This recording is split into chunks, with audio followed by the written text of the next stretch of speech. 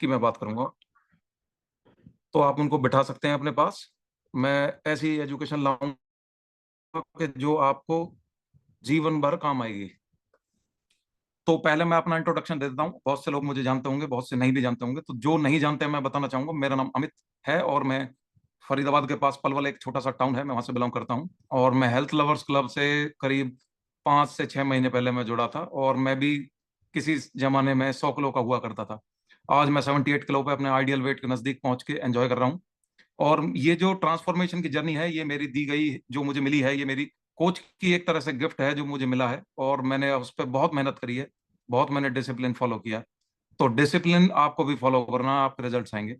अब डिसिप्लिन की चीजें आपको मिलती रहती हैं, आपके कोच आपको बताते रहते हैं। मैं थोड़ा सा उससे हटके आज कुछ ऐसी चीजें मैं आपको बताऊंगा जो एक फीमेल की बॉडी से जुड़ी हुई हैं, और वो आपको बहुत इंपॉर्टेंट है, समझनी है, सीखनी है।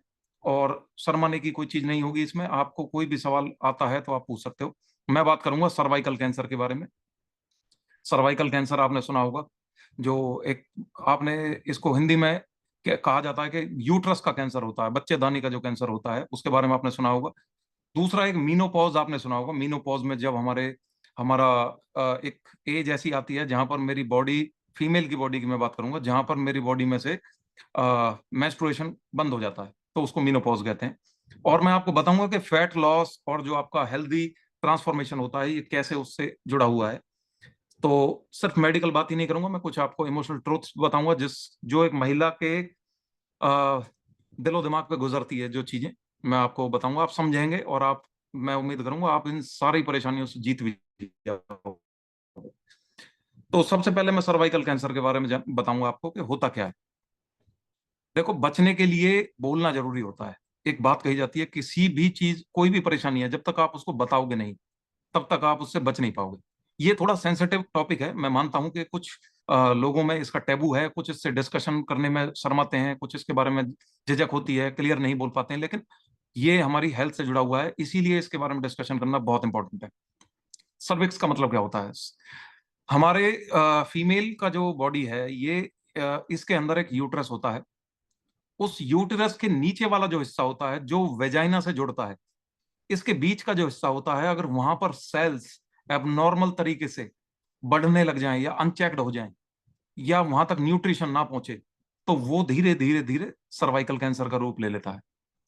और ये बहुत आम हो गया है, आपने कई बार सुना होगा कि मुझे यूट्रस निकलवाना पड़ा, मेरे को अब डॉक्टर ने ये कहा वो कहा। तो ये जो प्रॉब्लम्स होती हैं, ये कैसे शुरू होती हैं, आपको समझनी पड़ेंगे सारी चीजें।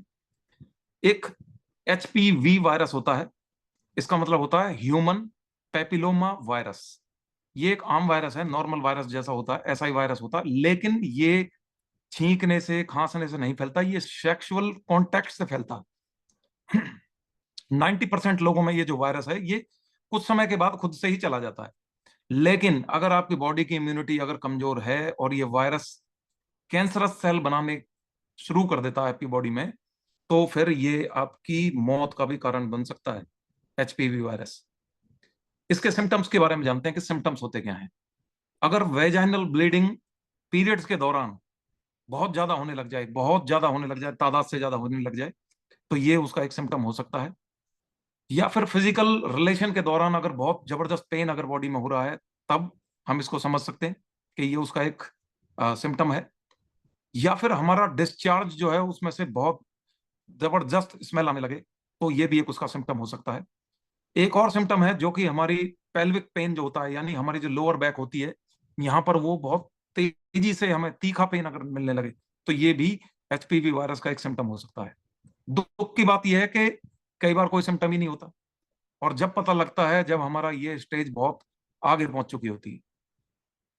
तो ये आपको समझ में आ गया होगा कि गंभीर विषय है, महिला की जो बॉडी से जुड़ा हुआ है, और बचाव कैसे करना है अब आपको मैं ये बताऊंगा। देखो, एक टेस्ट होता है, आप अगर नोट कर सकें तो आप इसको नोट कर लीजिए प्लीज। इसको बोलते हैं PAP smear test. PAP smear test, P for Pakistan, A for Afghanistan, फिर P फॉर पाकिस्तान। आजकल पाकिस्तान हॉट टॉपिक है, इससे आपको याद भी रहेगा। PAP स्मीयर टेस्ट कहते हैं। 30+ जो लेडी है उसको ये टेस्ट हर 3 साल में करवाना चाहिए, जरूर करवाना चाहिए। दूसरा जो टेस्ट होता है वो होता है HPV DNA टेस्ट। इससे वायरस का डिटेक्शन होता है कि वायरस बॉडी में है या नहीं है। फिर इसके बाद एक वैक्सीन होती है जिसको बोलते हैं एचपीवी वैक्सीन। मैं मतलब बहुत दुखी हूं इस बात को कहते हुए कि इंडिया के अंदर लोगों में अराजकता है, पता ही नहीं है कि एचपीवी वैक्सीन भी कोई वैक्सीन होती है। आप विश्वास करें मेरा, वेस्टर्न वर्ल्ड में ये वैक्सीन आम वैक्सीन है, हर महिला इस वैक्सीन को लगवाती है। आप चाहे साउथ ईस्ट एशियन कंट्रीज की बात करें, जापान की बात करें, आप चाहे यूरोप की बात करें, अमेरिका की बात करें, ये वैक्सीन आम वैक्सीन की तरह लगवाई जाती है और सब लोग लगवाते हैं। लेकिन हिंदुस्तान में अराजकता इतनी फैली हुई है कि पता ही नहीं है लोगों को कि एचपीवी वैक्सीन भी कोई वैक्सीन होती है। ये 9 साल से 26 साल तक की लड़कियों को जरूर लगवाना चाहिए एचपीवी वैक्सीन, और फ्री लगाई जाती है सरकारी अस्पताल में। ये आपको प्रोटेक्शन देगा एचपीवी वायरस से। अब हम बात करेंगे न्यूट्रिशन की और इम्यूनिटी की। देखो सबसे बड़ी रक्षा क्या होती है, मेरी बॉडी की सबसे बड़ी रक्षा होती है मेरी इम्यूनिटी और मेरा न्यूट्रिशन। अगर मेरा न्यूट्रिशन स्ट्रांग है तो वायरस बॉडी से खुद ही बाहर निकल सकता है। अगर इम्यून मेरा मजबूत है, सपोर्ट मेरा मजबूत है, मैं अगर विटामिन सी खाता हूं, मैं जिंक खाती हूं, मैं सेलेनियम खाती हूं, और मैं एंटीऑक्सीडेंट्स खाती हूँ, उसके रिच फूड्स जो होते हैं उनको खाती हूँ, ओमेगा 3 खाती हूँ, तो मैं अपनी इम्यूनिटी पे काम कर रही हूँ। अब आप पूछोगे कि ये सारी चीजें होती कहाँ हैं। देखो अगर आपने अपने फार्मूला 1 को कभी ध्यान से पढ़ा हो, फार्मूला 2 1 की बात करूंगा, उसमें आपके एंटीऑक्सीडेंट्स होते ही हैं। फार्मूला 2 मल्टीविटामिन अगर आप देखेंगे, जो हमारा मल्टीविटामिन होते हैं, अगर उसमें आप देखोगे तो ये सारी चीजें उसके अंदर होती हैं। विटामिन C, A, जिंक, हमारा सेलेनियम, सब कुछ होता है। और हर्बल लाइफलाइन जो ओमेगा 3 है, ये ऑलरेडी ओमेगा 3 फैटी एसिड्स उसके अंदर होता ही है। अब आप समझ रहे होंगे कि कहाँ हमारा न्यूट्रिशन इफेक्ट डालता है। जो मैराथन रनर हैं उनको तो मैं मतलब कॉन्ग्रेचुलेट करूंगा कि आप ऑलरेडी इस पाथ पे चल रहे हो। क्योंकि जब मेरा कोच ये कहते हैं कि आप न्यूट्रिशन ले रहे हो और साथ में वेलनेस भी ले रहे हो, तो ही मीन इट। वो उसका मतलब बता रहा है कि आप वास्तव में कोई न्यूट्रिशन ले रहे हो। सिर्फ फैट लॉस से अगर अपनी हेल्थ को जोड़ोगे तो ये बेईमानी होगी अपनी बॉडी के साथ, और ना मेरा कोच कभी आपसे ऐसा कहेगा। कोच आपको ये फैट लॉस इसलिए करने के लिए कहता है कि वहां से वेलनेस की पहली स्टेज स्टार्ट होती है। आप जो फिटनेस की तरफ बढ़ रहे हो, वहां आपका बॉडी फैट लॉस जब कर रहे हो तो वो पहली सीढ़ी है। बहुत से लोग इसको सबसे आखिरी मंजिल समझ के कदम रखने के बाद, फैट लॉस करने के बाद बॉयकॉट कर जाते हैं। उनको पता ही नहीं चलता कि ये सिर्फ एक शुरुआत थी। अगर मैं आपसे एक बात कहूं कि अगर आप फैट लॉस कर चुके हो और आप बिल्कुल आइडियल वेट पे हो, और ईश्वर ना करे, खुदा ना खास्ता, अगर आपको कोई तकलीफ हो जाए ऐसी कि आप कैंसर की चपेट में आ जाओ या आप कोलेस्ट्रॉल की चपेट में आ जाओ, तो क्या आप हैंड रेज करें, क्या आप उसको फिट कहेंगे? किसी का भी हैंड रेज नहीं होगा जो ये कहेगा कि हाँ जी वो फिट है। तो हमारा उद्देश्य सिर्फ फैट लॉस नहीं है, हमारा उद्देश्य है आपको अच्छा जीवन जीना, फिट जीवन जीना, बीमारियों रहित जीवन जीना। तो उसके लिए ये सारी चीजें बहुत जरूरी होती हैं। इसीलिए हम जोर देते हैं कि आप अपने न्यूट्रिशन पर ख्याल रखो, न्यूट्रिशन को अपना एक परमानेंट अपना एक साथी बना कर रखो। वहां से आपकी इम्यूनिटी स्ट्रांग होगी। इम्यूनिटी स्ट्रांग होगी तो आप इस तरह के वायरसेस से बचोगे। आप देखोगे हर तीसरा चौथा इंसान, मैं स्पेशली लेडीज की बात करूंगा, जिनको यूट्रस कैंसर है, और ये आम हो गया है, बहुत फैलने लगा है। आपकी नजर दौड़ाइए, कितनी महिलाओं ने वो यूट्रस निकलवाया है, कितनी महिलाओं ने, आपने सुना होगा कि कैंसर बताया है, रसोली जिसको बोलते हैं, ये बताया है। ये सर्वाइकल कैंसर, ये भी कहा गया है कि मतलब एक एज ऐसी आती है जिसमें ये 25% से 50% तक भी ट्रेवल करता है। मतलब कि 100 में से एक एज ऐसी आती है उसमें मतलब 3 महिलाएं संक्रमित हैं एचपीवी से। अब बताओ, ये जो टेस्ट नहीं कराती हैं महिलाएं, मैं उनसे क्या कहूँ। वो सोचते हैं कि भाई थोड़ा सा दर्द होगा ठीक हो जाएगा, हमें क्या जरूरत है, हम ठीक है। नहीं भाई, ऐसा नहीं है। वक्त आ गया है खुल के बोलने का। देखो अगर माँ नहीं रहेगी तो घर की नींव हिल जाएगी, आप ये बात याद रखना। अवेयरनेस ही पहला इलाज होता है। अगर अवेयरनेस ही नहीं होगी तो आप कैसे आप परिवार का ख्याल रखोगे। तो मैं सभी से ये रिक्वेस्ट करूंगा कि आप अपनी जो है वेलनेस पे ध्यान दें, अपने न्यूट्रिशन पे ध्यान दें, अपने इम्यूनिटी पे ध्यान दें। अब मैं दूसरे पहलू पे चलता हूं, मीनोपॉज की तरफ। मीनोपॉज है क्या, आपको समझना है कि मीनोपॉज होता क्या है। देखो अगर किसी फीमेल का पीरियड्स या मेंस्ट्रुएशन हमेशा के लिए बंद हो जाए, उसे मीनोपॉज कहते हैं। और एज लगभग जो होती है ये 45 से 55 के बीच में होती है। और इससे पहले आता है प्री मीनोपॉज, यानी जहां पर आपकी बॉडी में बदलाव होने स्टार्ट हो गए। अब ये जो बदलाव है मैं इनको समझाता हूं आपको, किस तरह के बदलाव मीनोपॉज से पहले शुरू होते हैं। सबसे पहले तो पीरियड्स गड़बड़ाएंगे, इरेगुलर पीरियड्स आने स्टार्ट होंगे, वहां से समझ लीजिए शुरुआत हो रही है। दूसरी चीज होती है मूड स्विंग्स। मैंने पहले भी इसके बारे में बताया कि हम कई बार ये सोच जाते हैं कि बहुत से लोग ये सोचते हैं कि बुजुर्ग जो महिला है वो उसका मूड खराब रहता है। कई बार तो ये भी कहा जाता है कि बुढ़िया सटिया गई है। हंसने की बात नहीं है, ये सीरियस इशू है। तो वो जो मूड स्विंग्स हैं, देखिए ये समाज है, मैं उसके कड़वा चेहरा भी आपके सामने दिखा रहा हूं, ये ऐसा होता है। वो जो मूड स्विंग्स हैं वो हो सकता है प्री मीनोपॉज का एक साइन हो। हॉट फ्लैशेस, हॉट फ्लैशेस यानी कि एक आग महसूस करना चेहरे पे। ये ऑक्सीटोसिन जो हमारा हार्मोन होता है फीमेल के अंदर, ये तब जब गड़बड़ाएगा तो हॉट फ्लैशेस देना स्टार्ट करेगा। उसके बाद आते हैं स्लीप डिस्टरबेंसेस। आप देखोगे कि जो महिलाएं सोना चाहती हैं लेकिन सो नहीं पा रही हैं, वो परेशान है, नींद नहीं आती है। कहते हैं कि बहुत सी महिलाएं कहती हैं नींद नहीं आती जी मुझे। और स्पेशली इस एज की, जो मैंने बताया 45 to 55 एज की, तो वो कहीं ना कहीं मीनोपॉज की, प्री मीनोपॉज की स्टेज से गुजर रही हैं।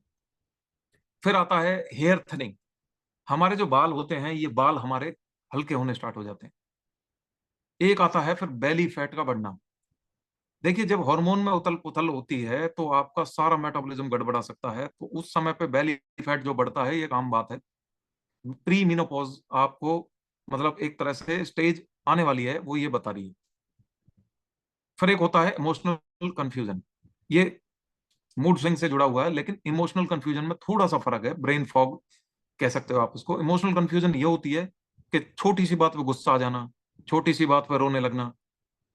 मेरे से अगर किसी ने कड़वी कोई बात कह दी तो उस पर मुझे रोना आ जाना, इमोशनली स्ट्रांग ना हो पाना, या इमोशनल अटैचमेंट की तरफ दौड़ना, या अटेंशन की तरफ थोड़ा सा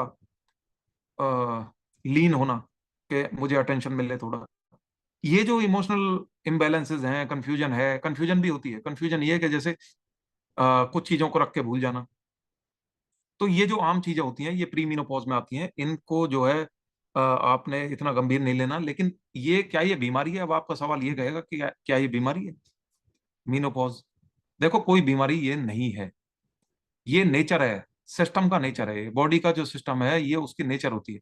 देखो जैसे एक बच्ची से जब एक प्यूबर्टी की स्टेज आती है, मतलब एक वयस्क महिला जब बनती है तो उसको प्यूबर्टी आती है, यानी उसमें एक हार्मोनल इम्बैलेंसेस बैलेंस होने स्टार्ट होते हैं। उसमें कुछ मैच्योरिटी दिखाई देती है आपको, उसके शरीर में बदलाव दिखाई देते हैं, फर्टिलिटी बढ़ती है। इसी तरीके से हर उठान का एक ढलान आता है, इसको मीनोपॉज कह देते हैं। ये कंप्लीटली अपोजिट है उसका। लेकिन प्रॉब्लम तब होती है जब इसे समझा नहीं जाता और फीमेल को अकेला छोड़ दिया जाता है, वहां प्रॉब्लम स्टार्ट हो जाती है। अब देखिए एक इमोशनल इनबैलेंस से एक महिला गुजर रही है, हमें उसको साथ देने के बजाय उसको अगर अकेला छोड़ दिया जाए तो आप सोचिए कि वो बीमारी उसको नहीं है, लेकिन वो बीमारी का नेचर बन जाएगा। बनेगा नहीं बनेगा आप बताइए? और सभी ने जो भी मुझे सुन रहा है, सभी ने इस स्टेज से एक ना एक दिन गुजरना है। नहीं ये बात, सभी को गुजरना है इस चीज से। अब इसमें इम्पैक्ट क्या है? देखो एक अनकही बात मैं आपको बताऊंगा।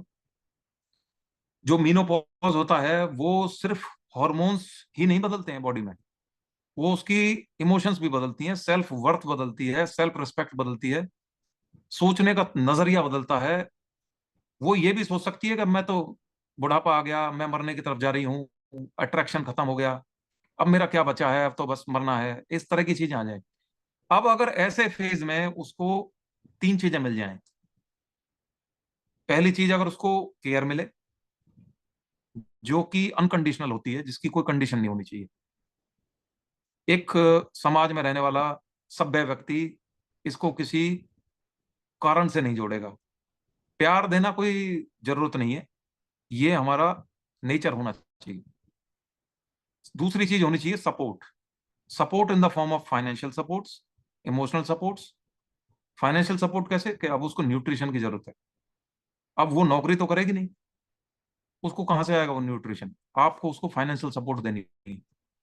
हम सभी महिलाओं को, अगर हमारे घर में कोई बुजुर्ग है तो उसको फाइनेंशियल सपोर्ट हमें हमें इंश्योर करनी है कि कहीं उसको न्यूट्रिशन की कोई कमी तो नहीं हो रही, या ऐसा तो नहीं है उसको पता ही नहीं है कि न्यूट्रिशन चाहिए और हम अपनी जिंदगी जिए जा रहे हैं, उसको भी नहीं पता है कि न्यूट्रिशन चाहिए, तो उसको न्यूट्रिशन मिल जाए, हमें ये सपोर्ट देना है।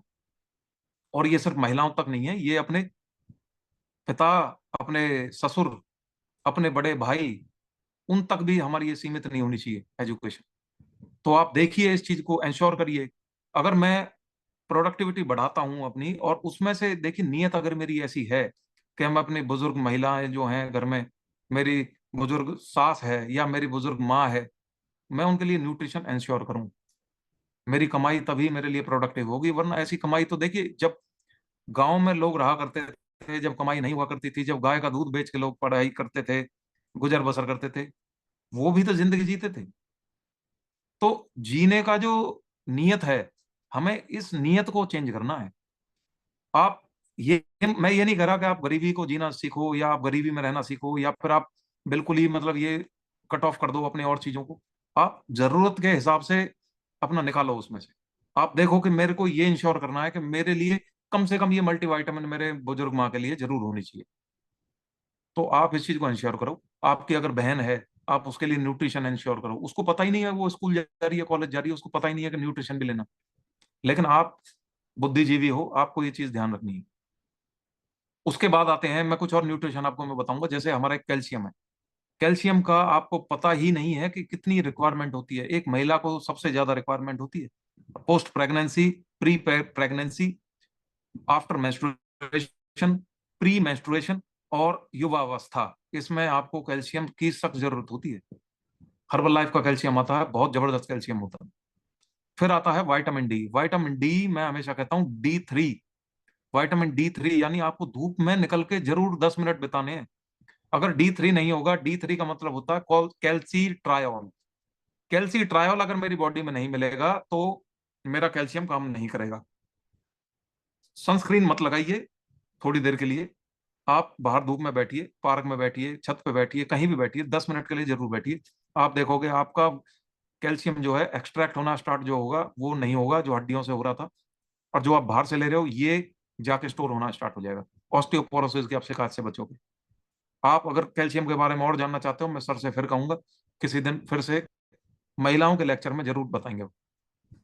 प्रोटीन।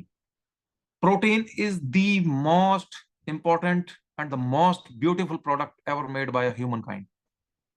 इस दुनिया में जो भी न्यूट्रिशन बना है उसमें सबसे बेहतरीन जो इजाद करा है इंसान ने, मैं उसको बोलूंगा प्रोटीन है। देखिए, जब आप मकान बनाते हो, आप छोटी छोटी ईंटों से मकान बनाते हो मिलके। जब ये ईंटों को हम इकट्ठा करते हैं बुनियाद के अंदर, उससे हमारी मजबूती बनती है और धीरे धीरे धीरे हम उसको बुनने शुरू कर देते हैं और मेरा मकान बन के तैयार हो जाता है। सिमिलरली मेरी बॉडी में मेरे बाल से लेके, नाखून से लेके, दांत से लेके, आंख से लेके, मेरी सेल से लेके, ऑर्गन से लेके, स्किन से लेके, हर चीज एक छोटी छोटी ईंट से बनी है। वो ईंट होती है प्रोटीन। अब आप एक बार अंदाजा लगाइए कि इस बॉडी को कितनी प्रोटीन की सख्त जरूरत होगी, और हम इस प्रोटीन को ही तवज्जो नहीं देते हैं। हमें यही नहीं पता कि हम प्रोटीन को दें या ना दें, और दें तो कितना दें। इसको मैं कहता हूं कि the most underrated nutrition by a human. इसको सबसे अंडररेटेड न्यूट्रिशन माना गया है, क्योंकि पता ही नहीं है किसी को। खाए तो रोटी है ना, रोटी खाई, लेना होता है भाई, और पूरी मात्रा पूरी करनी होती है। अगर आप प्रोटीन को पूरा नहीं करोगे तो आप देखोगे कहीं ना कहीं से प्रोटीन कहीं कहीं आपकी बॉडी से निकालनी शुरू करेगी body, और आपकी फंक्शनैलिटी में फर्क आएगा। रामबाण चीज है, इसका कोई अल्टरनेटिव नहीं है दुनिया में बना। अखरोट में होता है, काजू में होता है, बादाम में होता है। अखरोट, काजू, बादाम हाई कैलोरी डेंस फूड होते हैं। आप करा जाए जिससे मुझे मेरी बिना मिले नहीं काम चलेगा। इसीलिए इसका सप्लीमेंट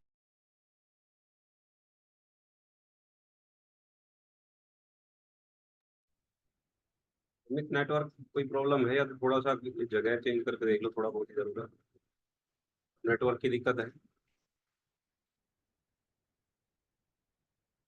तो देखिए बहुत बढ़िया टॉपिक तो आज का है, बहुत ही जबरदस्त नॉलेज दी है।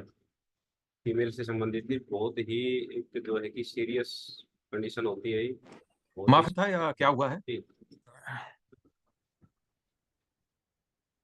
भाई तो एक बार थोड़ा सा आप नई लोकेशन चेंज करके देख लो, एक बार आपका नेटवर्क की इशू आ जाएगा। जी अब Recording in progress. In progress. In progress. Sir शायद आप एक को म्यूट कर दीजिए आप। नेटवर्क गया है कि आपको दूसरा डिवाइस, मैं दूसरा डिवाइस स्पॉटलाइट करता हूँ एक बार। जी माफी चाहूंगा मैं। एक बहुत इंपॉर्टेंट लेसन चल रहा था और अचानक से जो है इंटरनेट में क्या दिक्कत आई है। कोई बात नहीं, मैं शुरू करता हूँ वहीं से ही जहां हमने छोड़ा था। हम ओमेगा 3 की बात कर रहे थे। Omega 3 is the must nutrition, और आपको ओमेगा 3 का कोई ऑल्टरनेटिव नहीं मिलेगा। आपको ओमेगा 3 का ध्यान रखना है। ओमेगा 3 की कोई ऑल्टरनेटिव ढूंढने की जरूरत नहीं है। ओमेगा 3 सिर्फ आपको या तो सप्लीमेंट से मिलेगा या आपको नॉन वेजिटेरियन फूड से मिलता है, उसका और कोई ऑल्टरनेटिव नहीं है। अगली चीज होती है फाइबर। फाइबर इतना इंपॉर्टेंट है कि फाइबर जब तक आप नहीं खाओगे तब तक मेरा ना तो हार्ट का न्यूट्रिशन काम करेगा। जब तक न्यूट्रिशन काम नहीं करेगा तब तक उसको लेने का कोई फायदा नहीं है। तो आपको ये सारी चीजें ध्यान रखनी है। अब इसके बाद आपको कौन सा सपोर्ट चाहिए, वो है आपकी वर्कआउट, आपकी एक्सरसाइज, आपकी सेल्फ केयर। सेल्फ केयर में आपकी मेडिटेशन भी हो सकती है, अपने लिए टाइम भी हो सकता है। आप सेल्फ केयर में जंक फूड को अवॉइड कर सकते हो, आप हाइड्रेटेड हो सकते हो, साथ में इमोशनल रिलीज हो सकते हो, जर्नलिंग कर सकते हो, अपनी जो फीलिंग्स है उसको नोट डाउन कर सकते हो, ओपन कम्युनिकेशन कर सकते हो हस्बैंड के साथ, किड्स के साथ। तो ये सारी चीजें होती हैं जो आपको आगे बढ़ाएगी। अब देखो, मैं एक चीज और लास्ट में आपसे कहूंगा कि ये हमें जो कई बार ऐसा होता है कि जब मीनोपॉज आता है, मैं स्पेशली मीनोपॉज वालों के लिए मैं बताऊंगा क्योंकि इसमें मेरी मदर भी जुड़ी है। हम ये सोचते हैं कि एक झंझट दूर हो गया, एक पीरियड्स का झंझट हमारी बॉडी से दूर हो गया, लेकिन इसके बाद हमारे को हॉट फ्लैशेस ऐसी चीजें भी आएंगी और आपको खुद महसूस होगा कि भाई शरीर में कुछ बदलाव हो रहा है। तो ऐसी कंडीशन में आप क्या करोगे? आपको न्यूट्रिशन का सपोर्ट चाहिए। न्यूट्रिशन को आप अपने एक बार कोच से डिस्कशन करो कि कौन सा न्यूट्रिशन ऐसा चाहिए मुझे। अभी जो मैंने आपको सारी चीजें बताई हैं, आप उनके बारे में बात करो और शुरुआत करो अपने फैट लॉस से।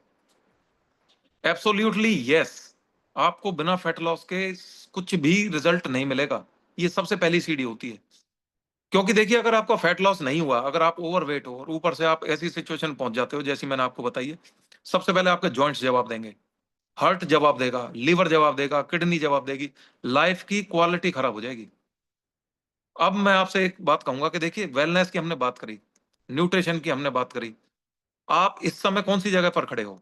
आप सभी एक बार अपने अपने अंदर झांकने की कोशिश करें। आपके कोच ने आपको न्यूट्रिशन दिया, न्यूट्रिशन का सपोर्ट आपको मिल गया जो मैंने बताया था, आपको एक्सरसाइज का प्लेटफॉर्म तैयार करके दिया, आपने एक्सरसाइज करनी स्टार्ट करी, आपका वहां से दूसरा प्लेटफॉर्म स्टार्ट हो गया। तीसरी चीज ना तो आपका कोच दे सकता, ना मैं दे सकता, ना आपको कोई आपका पड़ोसी दे सकता, वो होगा डिसिप्लिन। ये डिसिप्लिन आप खुद दोगे, अपने आप को दोगे। बैलेंस्ड न्यूट्रिशन चाहिए, ये सारी चीजें आप खुद दोगे। प्रोटीन का जो मैंने आपको बताया टाइमली इंटेक करना है, ये आप खुद दोगे। शुगर का इंटेक आपको हटाना है, डिसिप्लिन ये आप खुद दोगे। अपनी गट हेल्थ का ख्याल रखोगे, जो आपको न्यूट्रिशन में बताया है, डाइट में बताया कि योगर्ट खानी है, ये आप खुद दोगे। डिनर का आपका टाइमिंग जो है वो आप खुद से डिसाइड करोगे। हाइड्रेशन का ख्याल खुद रखोगे। वॉकिंग करोगे, योगा करोगे, एक्सरसाइज करोगे, म्यूजिक सुनोगे, जो कुछ भी आप करोगे ये आपका डिसिप्लिन तय करेगा। मिरर में जाओ, देखो और कहो अपने आप से कि भाई मैं आज शुरू करूंगी, अब तक मेरे से जो गलतियां हुई हैं, मैं अब अपना न्यूट्रिशन का ख्याल करूंगी, मैं अपनी बॉडी को ट्रांसफॉर्म करूंगी। लास्ट चीज जो मैं इसको अब अंतिम मोड में देने वाला हूं अपनी एजुकेशन को, मैं यही कहूंगा कि देखिए, हर महिला को हक है, हर महिला को राइट है किस चीज का? नॉलेज का, हेल्थ का, सेल्फ केयर का।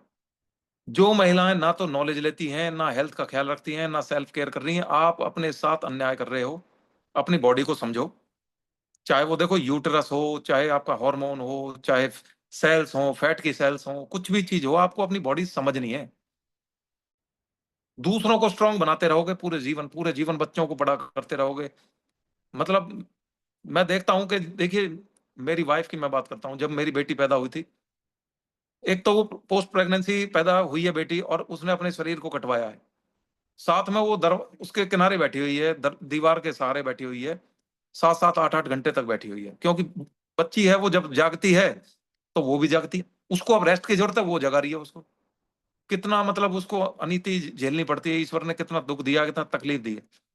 अगर आप अपनी बॉडी को नहीं समझोगे, आप नहीं समझोगे कि आप इसको कैसे मजबूत बना सकते हो, आपने आने वाले समय में बहुत बड़े बड़े तूफान झेलने हैं, मीनोपॉज जैसे तूफान झेलने हैं।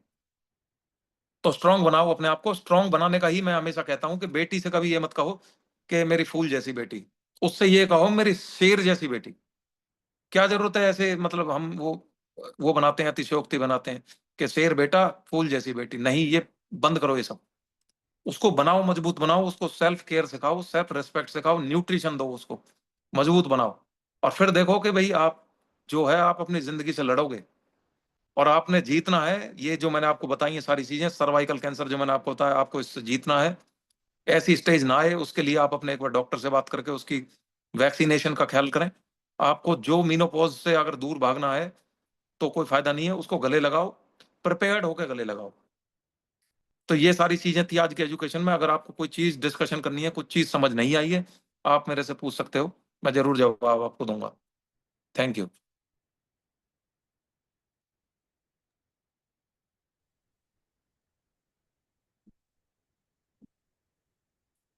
बहुत बढ़िया। सभी एक बार क्लैपिंग करेंगे हमारे एजुकेशन कोर्स के लिए।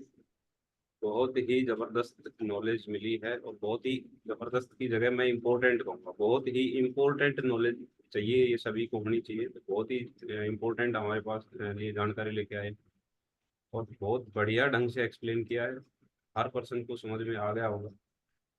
किसी का कोई डाउट है तो आप एंट्रेज कर सकते हैं, पूछ सकते हैं। देखिए, जब तक आप पूछोगे नहीं तो वो दिमाग में बात जो है कि ऐसे ही आप अपनी तरफ से ही उसके कुछ भी नेगेटिव पॉजिटिव जवाब तैयार कर लेंगे। तो आपने चीज़ को पहले समझना है, कोई डाउट है तो उसको क्लियर जरूर करना चाहिए। बीना जी के पास चलेंगे, उनका हैंड हुआ है। जी बीना जी, नमस्कार। नमस्कार सर, गुड इवनिंग एवरीवन, सभी को। थैंक यू अमित सर, बहुत बढ़िया एजुकेशन दी है आपने सर्वाइकल कैंसर के बारे में। मैं सभी लेडीज से ये कहना चाहती हूँ कि पहले तो वो आगे ही नहीं आती हैं और अपनी प्रॉब्लम्स शेयर ही नहीं करती हैं। क्योंकि मैं अपने रिलेटिव्स की बात करूं, नेबर की बात करूं या गांव की बात करूं, कहीं चारों तरफ मैं बात करूं तो सभी लेडीज इस प्रॉब्लम से जूझ रही है, लेकिन वो किसी के साथ शेयर नहीं करती है। जैसे अभी सर ने बताया कि पीरियड्स के दौरान हैवी फ्लो होता है, नहीं बताते हैं। मेरी नोन है एक, उनको इतना ज्यादा हो गया कि उनका HB 5 तक आ गया, वो बेहोश हो गई। तब उन्हें हॉस्पिटल ले जाया गया, तब पता चला कि उनको हैवी फ्लो के कारण उनके अंदर ब्लड का बहुत ज्यादा लॉस हो गया। इस वजह से उनको ब्लड चढ़ाना पड़ा। अगर वो प्रॉब्लम अपनी डिस्कस करती तो ये प्रॉब्लम ही मतलब क्रिएट इतनी ज्यादा नहीं होती कि उन्हें ब्लड चढ़ाना पड़ता। तो मैं सभी लेडीज से हाथ जोड़ के ये रिक्वेस्ट करना चाहती हूँ कि अपने हस्बैंड से बात करें, अपने ब्रदर से बात नहीं कर सकते हैं, अपनी मदर से बात करें, किसी से भी करें। आपको कोई भी प्रॉब्लम है तो प्लीज शेयर करें, क्योंकि आप एक बीमारी को नहीं, बहुत सारी बीमारियों को इनविटेशन देते हैं अगर आप अपनी पीरियड से रिलेटेड प्रॉब्लम्स को छुपाते हैं या शेयर नहीं करते। वो आज आप शेयर नहीं करते, कोई बात नहीं, सभी को होता है, सभी को जी। होता है माना, लेकिन उसकी एक लिमिट होती है, होने की भी एक लिमिट होती है। अगर हैवी फ्लो होते हैं तो प्लीज आप उस चीज को शेयर करें, डॉक्टर के पास जाएं। क्योंकि जो मेरे रिलेटिव हैं उनको बताया गया कि उनको सिस्ट है, तो कहते हैं सिस्ट अभी आपको प्रॉब्लम नहीं कर रही है, उसी वजह से बहुत ज्यादा हैवी ब्लीडिंग हो रही है, उसी वजह से उनकी कंडीशन ये हो गई कि वो बेहोश हो गए। तो सभी प्लीज इस चीज का ध्यान रखें, अगर प्रॉब्लम है तो उसे शेयर करें। कोई भी बात आपके दिमाग में आती है, अभी तो हमारा ये इतना अच्छा ग्रुप है, इतनी अच्छी फैमिली हमारी बनी हुई है, कोई भी प्रॉब्लम है, अमित सर हैं, अजयपाल सर हैं, सब हैं आपकी हेल्प करने के लिए। किसी की कोई भी प्रॉब्लम है तो प्लीज आप उसे आगे आके शेयर करो, शर्माने की कोई बात नहीं है। और ये चीज मैं ये कहूंगी कि मेल्स को भी सब पता होता है आजकल। अगर आप 9th 10th की किताब उठा के देखेंगे साइंस की, तो उसमें सारी चीजें डिटेल में लिखी हुई हैं। आप इस चीज से क्यों शर्माते हैं कि नहीं हमें इन्हें बात नहीं करनी? क्यों नहीं करनी? क्यों आप इस बारे में बात नहीं करते हैं? ये नेचुरल चीज है, नेचुरल है, सभी को होता है। ऐसा नहीं है कि हमें हो रहा है तो हमने कुछ गलती तो नहीं की। लेडीज की इसमें कोई प्रॉब्लम नहीं है कि भाई उन्होंने खुद की है, ये नेचर ने बनाया है। तो जब जो चीज नेचर में ने बनाई है तो उसके लिए हमें शर्माना क्यों? मैं अपने हस्बैंड को भी यही बात कहती हूँ, मेरी बेटी है 12 साल की, तो मैं उनको यही कहती हूँ कि आपको पहले जो चीज़ें थी, उन चीज़ों को आप छोड़ दो। पुराने ऑर्थोडॉक्स चीज़ें हैं कि पापा को पता नहीं चलना चाहिए कि बेटी को पीरियड्स आ रहे हैं, या भैया को नहीं पता चलना चाहिए कि ये हो रहा है। अरे! उसके साथ वो चीज़ हो रही है, हम बेटी को कहते हैं, "नहीं-नहीं, ये चीज़ पापा के सामने नहीं पता चलनी चाहिए, भैया को नहीं पता चलनी है।" क्यों भई? उसने कुछ गलती तो नहीं की, नेचुरल चीज़ है, नेचुरल ये प्रोसेस पर सच वो हो बात रहा है। है। ये नहीं ये बताते, सही बात है, सब बिल्कुल। बताते हैं। ये टैबू बनाया हुआ है और इस टैबू को बाहर निकालना बहुत ज़रूरी है। बहुत ज़रूरी है, इस टैबू को बाहर निकालो। और इसमें शर्माने की क्या बात है? देखो, मैं कोई सर्वर तो हूँ नहीं, मैं आपका भाई की तरह हूँ। अगर किसी से डिस्कशन नहीं कर सकते, आप मेरे से डिस्कशन करो। मैं ग्रुप में जुड़ा हुआ हूँ, अपना भाई की तरह समझ के आप मुझे बता सकते हो।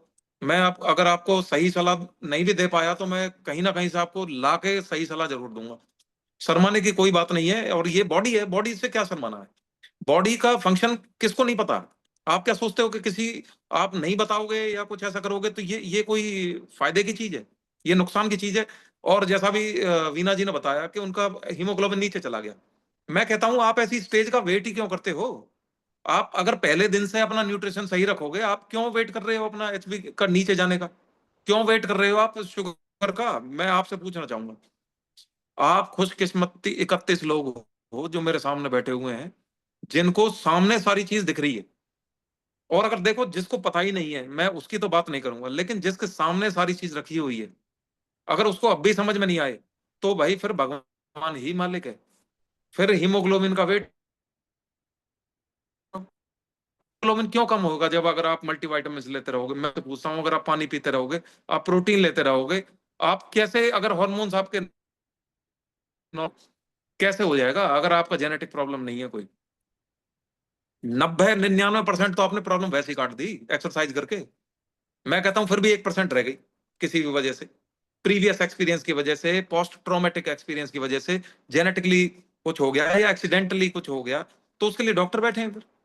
आप क्यों अपनी बेटी को नहीं समझाते? हेल्थ एजुकेशन क्यों नहीं दे रहे? उसको सेक्सुअल एजुकेशन क्यों नहीं दे रहे?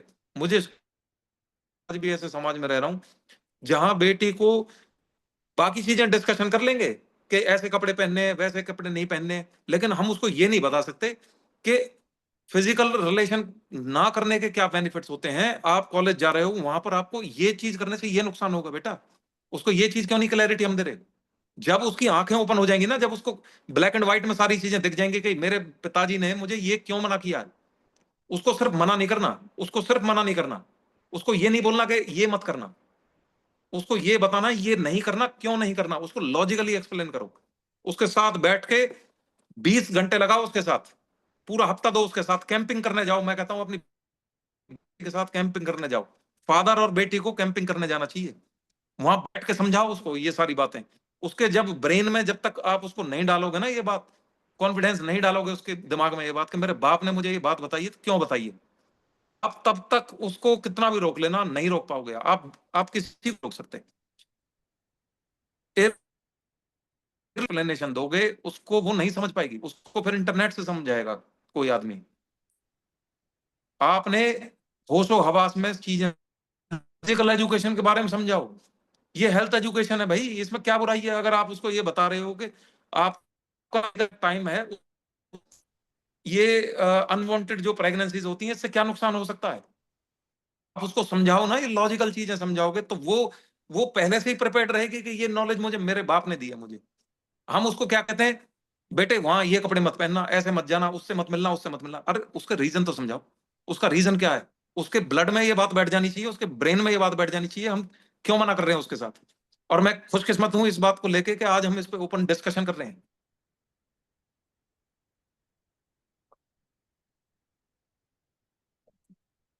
वंदना जी कुछ कहना चाह रही हैं शायद, उनका हैंड रेज है। Good evening sir, good evening सभी को। आज की एजुकेशन और जो वर्कआउट था बहुत अच्छा था सर। एजुकेशन की बात करें तो लेडीज के इस प्रॉब्लम के बारे में कोई बात नहीं करता है। ये सही सच में टैबू बना के रखा गया है हमारे समाज में। और सर मैं ये बोलूंगी कि लेडीजों को भी अपने शरीर के बारे मेनोपॉज के बारे में और टेस्ट जो होते हैं सर्वाइकल कैंसर, इन सब के बारे में खुद ही नहीं पता है उनको। यही नहीं पता कि इस एज के बाद अपने ही शरीर में क्या बदलाव आते हैं, और वो इन सब से जूझती रहती हैं। वो खुद भी नहीं समझ पाती उनके साथ हो क्या रहा है। बहुतों को देखा है मैंने डिप्रेशन में इसी वजह से जाते हुए, और घर में भी उनके साथ जो बर्ताव होता है, क्योंकि वो उस मेंटल स्थिति में पहुंच जाती हैं कि वो घर में भी अपना जो प्रॉपर वर्क है उस पे भी डिस्टरबेंस होता है उनको। और मैं जो आपने जो पीएपी जो आपने टेस्ट बताए हैं, ये मैं 2 से 3 बार करवा चुकी हूँ, और डॉक्टर इसकी सलाह देते हैं कि आप करवाइए। तो आज आपने इस बारे में बताया सभी को, तो मैं सभी लेडीजों से कहूंगी कि प्लीज जरूर करवाइए आफ्टर 30। ये बहुत इंपॉर्टेंट है। इससे आपके शरीर के अंदर क्या हो रहा है, बाहर तो हम अपने आप को फिट कर रहे हैं, आपके अंदर अंदरूनी जो है हमारे जो सिम्टम्स हैं वो कैसे पता करें क्या हो रहा है, तो ये जरूर कराना चाहिए। और अब मैं आज आपने मुझे एक चीज और बताई कि एचपीवी जो वैक्सीन है, इसके बारे में अपने डॉक्टर से जरूर कंसल्ट करूंगी और इस बारे में बात करूंगी। तो इसकी आज मुझे नॉलेज हुई। Thank you so much. ऐसी ही जो है जी वेलकम मैम। हमें पता चल रही है, और ये बात जो आपने बताई कि हमें डिस्कस करना चाहिए, हमें डिस्कस करना बिल्कुल। चाहिए अपने बच्चों के साथ में। तो जरूर मैं बताना चाहूंगी, मैं अपने बच्चों बेटे हैं मेरे 2। मैं उनके साथ बैठ के पैडमैन मूवी देखी थी, और उनको जबरदस्ती मैंने बैठा के वो दिखाई थी, और मैं वो हालांकि भाग रहे थे, मैं बोला नहीं पूरी मूवी देखनी है। और आपको पता चलना चाहिए लेडीजों के जो है बॉडी में क्या चलता है, और आपकी मदर हूं मैं, और आपको पता चला कि हाँ हम लेडीजों के साथ क्या क्या प्रॉब्लम होती है। और सच में लड़कियों को ही नहीं, लड़कों को भी इस चीज की नॉलेज होनी बिल्कुल चाहिए कि एक लेडी के बॉडी में जो है वो सेक्सुअली भी जो है एजुकेशन देना बहुत जरूरी है, कि जो अ, गलत ना हो आगे चल के। तो मैं लड़कियों को ही नहीं, लड़कों को भी मैं बोलती हूँ, मजाक भी उनके साथ इस विषय में करती हूँ, हंसी हंसी में ही उनको समझाती हूँ। लेकिन वो सब बोलते भी मम्मा क्या बात कर रही हो आप भी, कैसी बातें करती हो। मैं बोला कैसी बातें नहीं, सुनो मैं जो बोल रही हूँ। तो ये चीज बहुत जरूरी है अपने बच्चों के साथ डिस्कस करना। तो सर बहुत अच्छी नॉलेज दी आपने, और हाँ, समझ में आया। और मुझे वैक्सीन के बारे में वाकई नहीं पता था, तो इस बारे में थैंक यू सो मच बताने के लिए। जी थैंक जी जी वेलकम। बस सर। मेरे एक प्रोफेसर थे आईआईटी में, वो प्रोफेसर जो थे वो जर्मनी के थे। उन्होंने मुझे, मैं उनके काफी क्लोज था, तो वो मुझे ये कहा करते थे कि जैसे 10 साल की अगर आपकी बेटी है तो उसके लिए एक दायरा बनाया है कि इस दायरे तक की बातें आप उसको समझाओ। 10 से 15 की अगर आपकी बेटी है या आपकी बहन है तो इस दायरे में रह के आप उसको ये सारी चीजें समझाओ। 15 से अगर आपके 20 के बीच में अगर आपकी बेटी है तो इस दायरे में रह के आप उसको ये सारी चीजें समझाओ। तो ये दायरे हमें ढूंढने होंगे, हम किस दायरे में बात कर रहे हैं, क्योंकि 10 साल की बच्ची को नहीं समझ में आएगी वो बात जो 25 साल की बच्ची को समझ में आएगी। तो वो दायरे में रहते हुए उसको समझाना।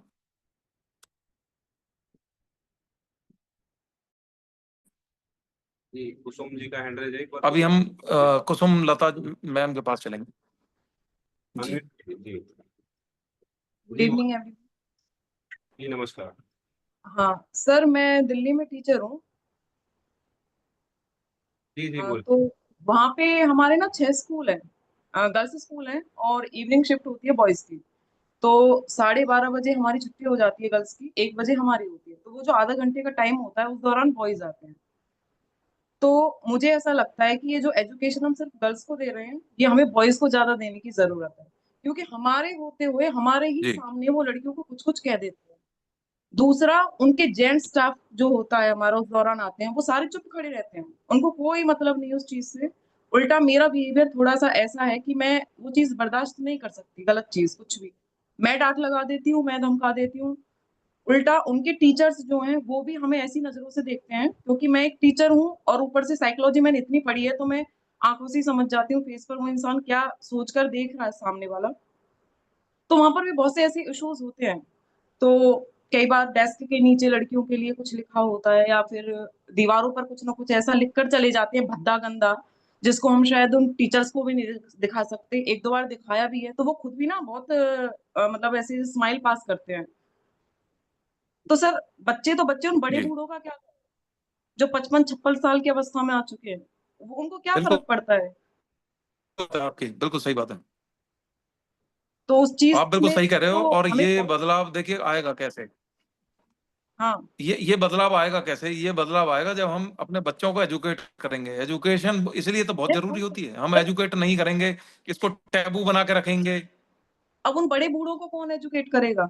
अगर हम इसको टैबू बनाएंगे, हाँ देखिए मैडम, जो 55 साल समाज जो है ना, है, ये इसमें सब आप सही बोल रहे हो, लेकिन ये इतना चैलेंजिंग है कि इसमें हर किसी को नहीं सुधारा जा सकता। हम एक शुरुआत कर सकते हैं, हम कोशिश कर सकते हैं।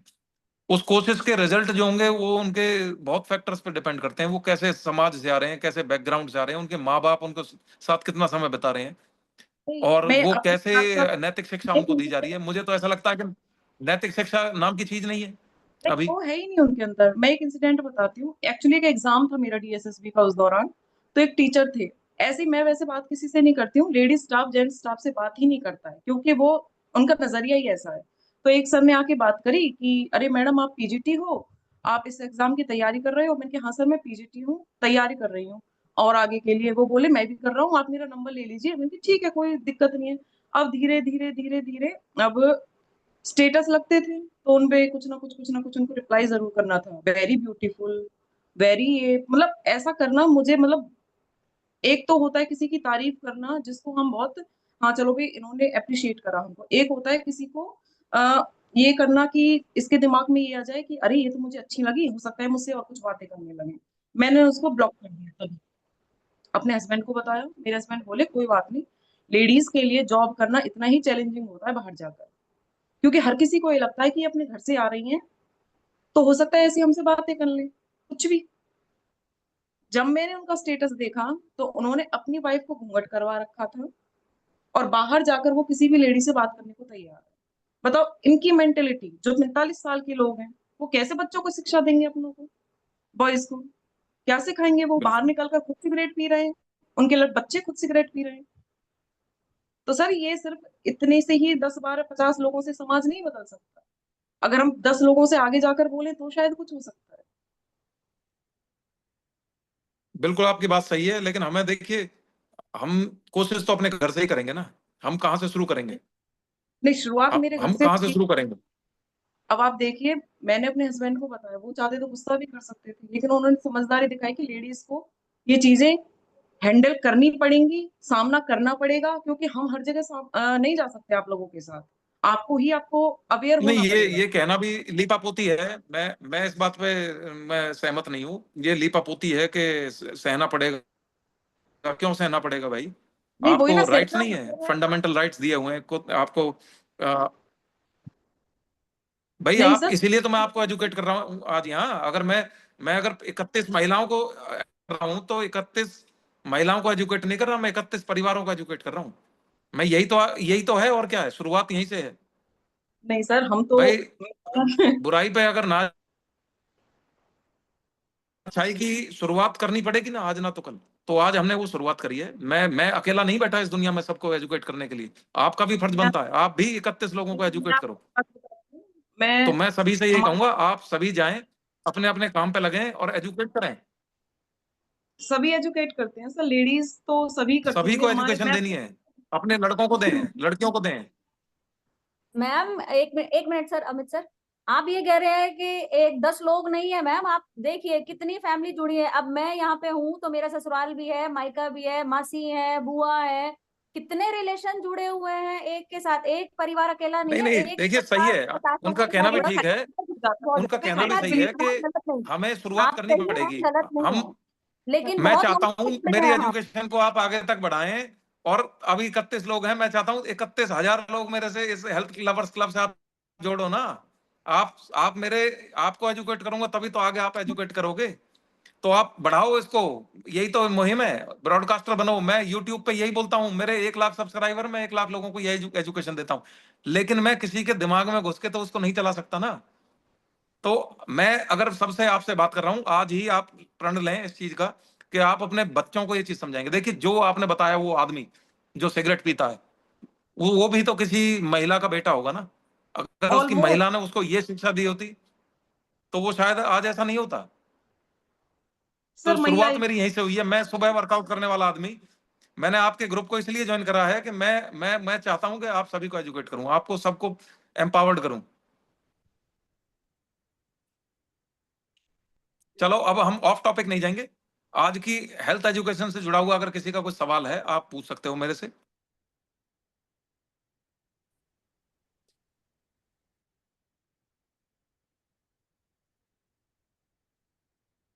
बहुत बढ़िया। मेरे ख्याल से किसी का हैंड रेज नहीं है और टाइम भी ज़्यादा हो गया, 8 बज गए। बहुत बढ़िया टॉपिक था, बहुत बढ़िया डिस्कशन हुआ है। देखिए कुसुम मैडम की बात बिल्कुल जायज़ है। जी ये सिर्फ महिलाओं के लिए ही लागू नहीं है कि महिलाएं ही सब कुछ सुधारें अपने आप को, जेंट्स को भी सुधार करने की ज़रूरत होती है। अपनी सोच को, अपने नज़रिया को, अपने विचारों को शुद्ध करने की ज़रूरत है। और देखिए शिक्षा जो हम देते हैं ये हमें अपने घर से ही शुरुआत करनी होती है। बिल्कुल ठीक बात है, हमें की शुरुआत हमेशा घर से ही होती है, फिर उसके बाद ही हम आगे बढ़ते हैं। तो धीरे धीरे जैसे भी इसका जितना दायरा है वहाँ तक अगर वो कोशिश करे इसको एजुकेट करने की, तो ऐसे ही होता है। कोई एक पर्सन ये चाहे कि मैं ही सब कुछ कर दूँ, तो वो नहीं हो पाता संभव कभी भी। तो ये हम सभी की एक नैतिक जिम्मेवारी है कि हम लोगों को एजुकेट करें, अपने आस पड़ोस को एजुकेट करें, अपने परिवार को एजुकेट करें, अपने बच्चों को एजुकेट करें। देखिए हमने जो टाइम निकाल लिया या जो हमारा टाइम निकल चुका है उसको तो हम नहीं चेंज कर सकते, लेकिन जो आने वाला टाइम है, जो अभी भविष्य है, जो बच्चों का भविष्य है, उसको हम जो है कि अभी अपने हिसाब से थोड़ा बहुत चेंज कर सकते हैं, उनमें अच्छे संस्कार देके। तो नॉलेज बहुत जरूरी है। सारी चीजें जो आपने आज डिस्कस की है उसकी नॉलेज बच्चों को होनी बहुत जरूरी है। तो बच्चों से हमें बिल्कुल फ्रेंकली बातें करनी चाहिए, शेयर करनी चाहिए। वो स्कूल जा रहे हैं, कोई क्या उनके साथ जो है कि बिहेव हो रहा है, कोई कैसा बर्ताव कर रहे हैं, क्या बोल रहे हैं, तो वो सारी चीज़ें हम डिस्कस करेंगे। तो उनके अच्छे बुरे की नॉलेज हम उनको देते रहेंगे, बताते रहेंगे। तो वो इन चीज़ों से बिल्कुल जो है कि वाकिफ रहेंगे, उनको पता रहेगा कि इसमें क्या अच्छाई है क्या बुराई है। तो ये हमारी ही ड्यूटी है, हमें ही करना पड़ेगा। और देखिए हम सबसे मिलके ही समाज बना है। तो हम ये नहीं कह सकते कि जिस जो है कि समाज पूरा का पूरा ही खराब है। हर प्रकार के लोग होते हैं उसी समाज में। जैसे मैडम ने बताया कि टीचर ऐसे ऐसा टीचर था वो या जो भी था, तो कोई ऐसा भी मिला होगा इनको जो अच्छा होगा। तो ये सारी चीजें होती है। लेकिन अब कोई, इसीलिए तो कहते हैं कि आपके संस्कार बताते हैं कि आपको कैसी परवरिश मिली है। तो वो जिसने भी जो ऐसा व्यवहार किया है, तो इसका मैं तो यही कहूंगा कि उनके माँ बाप ने उनको सही ढंग से एजुकेट नहीं किया। वो दिमाग में चीजें उनके सही बीज नहीं बो पाए। तो जैसा दिमाग में बातें हम बोएंगे बच्चों के में, वो आगे चल के वैसा ही बिहेव करेंगे। तो बहुत बढ़िया डिस्कशन रहा, बहुत बढ़िया चीजें सीखने को मिली है। सर्वाइकल कैंसर के बारे में बहुत बढ़िया चीजें बताई गई हैं और लाइफ टाइम काम आने वाली चीजें हैं फीमेल्स के लिए। बिल्कुल अपनी बॉडी का आपने ध्यान रखना है, टाइम टू टाइम आपने टेस्ट कराने हैं। देखिए फीमेल की बॉडी बहुत ही पेचीदा होती है, इसमें बहुत सारे बदलाव लाइफ टाइम चलते रहते हैं। और छोटी सी लापरवाही की वजह से एक बहुत बड़ी समस्या क्रिएट हो जाती है और फिर बाद में हम जो है कि कोशिश करते हैं उसको ठीक करने की, तो वो समस्या एक गंभीर हो जाती है। तो समय रहते हमें इनका इलाज, इनका ट्रीटमेंट, इनकी अवेयरनेस बहुत जरूरी है। तो एक बार दिनेश के पास चलेंगे, उनका हैंड रेज है, उसके बाद हम क्लोजिंग करेंगे। जी दिनेश। Good morning sir. जी गुड मॉर्निंग। सभी को नमस्कार भाई। तो मैं तो सिर्फ इतना ही कहना चाहता जी, कुसुम मैडम ने बताया कि ऐसे ऐसे लोग हैं। और मैं तो कहूंगा कि जो आप सहन कर रहे हो ना, वो बढ़ावा दे रहे हो। सबसे पहले हमने शुरुआत, जब ऐसा पर्सन आपको लग रहा है तो कानून में बहुत प्रावधान है, आप उनका सहारा लो। नहीं तो जरूरत नहीं है, भगवान ने मतलब महिलाओं को इतनी ताकत दी है, तो वो अपना जो दैवी वाला रूप दिखाते क्यों नहीं? क्यों सहन कर रहे हो भाई? किस लिए सहन करना है? सहन ही नहीं करना है। मैं तो कहूँ कि ये एक कायरता है। अगर आप सहन कर रहे हो तो सहन ही नहीं करना चाहिए था आपको, उसी टाइम ब्लॉक करने के बजाय उसको सुनाना चाहिए था आपने। वो फिर दोबारा हिम्मत ही नहीं करेगा कोई पर्सन। ये आपकी कमजोरी देखते हैं, कमजोरी देख के ही तो बार करता आदमी। भाई महिला बोलेगी नहीं किसी भी घर में प्रॉब्लम, भाई आप बिल्कुल उसको जवाब देना था, ब्लॉक नहीं करना था उसको, जवाब देना था। तो मैं तो सभी से ये कहूंगा कि आपको बिल्कुल शेरनी बन के रहना है, और यही एजुकेशन दी गई थी। तो मेरा तो बस इतना ही कहना था। Thank you sir. Very good, बहुत बढ़िया। बिल्कुल ठीक बात है। हमें देखिए गलत के विरोध में हमने जो है कि आवाज उठानी चाहिए, और जो लीगल कार्रवाई है वो भी हम करा सकते हैं। तो ऐसा नहीं है कि आपके साथ कोई कुछ भी करता है, आप सिर्फ अपना बचाव करते रहें। आप जो लीगली जो हमारे कानून में प्रावधान है उनको भी हम इस्तेमाल कर सकते हैं। तो ऐसा नहीं है कि कोई कुछ भी करे और हम चुप सेंड करते हैं। तो बिल्कुल बढ़िया बात बताई दिनेश ने, बहुत बढ़िया और सेशन। जो आपके जो टीचर हैं वो भी अगर ऐसी व्यवहार करते हो तो हर स्कूल के अंदर एक कमेटी बनी हुई है, आप उसमें अपना कंप्लेंट डालो। मतलब अगर आप देखो दबते जाओगे तो लोग आपको दबाते चले जाएंगे। आप कोशिश तो पहल तो आपको ही करनी पड़ेगी। आप अगर पहल करोगे तो जरूरत नहीं है, आप तो टीचर हो तो आप तो इतना मतलब मादा रखते हो कि उसकी हिम्मत नहीं होनी चाहिए, साथ वाले टीचर की भी हिम्मत नहीं होनी चाहिए। उसको दिख जाना हाँ भाई ये उस टाइप की है ही नहीं। लेकिन वो दबाते चले जाते हैं कि वो हमारी कमियां देखते हैं। हमने किस लिए डरना भाई किसी से। हर जगह महिलाओं के मतलब इतने कानून बना रखे हैं, हर जहाँ भी ऑफिस होगा महिलाओं के लिए स्पेशल एक कमेटी बनाई हुई है, उसमें एक महिला जरूर होगी। आप उसकी कंप्लेंट अपने ऑफिस लेवल पे भी कर सकते हो। तो आप जागरूक बनो, ऐसे दबने से काम नहीं चलेगा। Thank you. बिल्कुल बहुत बढ़िया। तो अब हम अपने वर्कआउट कोच के पास जरूर चलेंगे, 2 मिनट उनकी बात सुनते हैं कि आज उन्होंने वर्कआउट कराया। देखिए बहुत ही बढ़िया वर्कआउट था, एक परफेक्टनेस जो दिखती है बिल्कुल बढ़िया। उनकी बॉडी की फ्लेक्सिबिलिटी देख रहे थे हम कई दिन से कि बहुत बढ़िया। हम अक्सर बातें करते थे तो ये कहते थे कि सुमन जो है कि बहुत जबरदस्त एक्सरसाइज कराती है। और कपिल जब एक्सरसाइज कराता है तो मैं तो ये कहता हूँ कि एक अकेली फीमेल होती है जो लास्ट तक टिकती है। और आज उन्होंने एक्सरसाइज कराई, बहुत बढ़िया लगाया। तो एक बार उनसे बात करेंगे कैसा वो महसूस कर रहे हैं अब एक्सरसाइज करा के। जी Suman good evening sir. Good evening all of you. Sir जी। मुझे अच्छा लग रहा है। पहली बार कराई थी तो थोड़ी सी हेजिटेशन थी और मैं भूल भी गई थी कि स्टेप कौन सी करनी है। और कपिल सर के साथ करती हूँ तब तो देख के करना होता है, फिर उसमें दिमाग नहीं लगाना पड़ता, बस उसमें एनर्जी की भी कोई जरूरत नहीं होती। अब यहाँ पे याद करना पड़ रहा था मुझे कि कौन सी स्टेप करनी है, पहली बार कराया था तो इसलिए थोड़ा सा ये था। बाकी अच्छा लगा था, लेकिन मैं अब अगली बार कराऊंगी तब और कॉन्फिडेंस आएगा, तब मैं और अच्छी करा पाऊंगी सर। जी बिल्कुल। बिल्कुल आपकी एक्सरसाइज बिल्कुल, हम अगर आप परमिशन देंगे तो मॉर्निंग में भी आपकी ड्यूटी लगा सकते हैं। बहुत बढ़िया एक्सरसाइज थी, कोई दिक्कत नहीं है, कहीं भी कोई कमी नहीं थी और आपने कोई एजिटेशन नहीं रखना है। परफेक्ट एक्सरसाइज है, परफेक्ट स्टेमिना है आपका, बहुत बढ़िया आपकी एनर्जी है। तो थैंक यू। सुबह फिर मिलते हैं नए टॉपिक के साथ, नई एनर्जी के साथ। नमस्कार।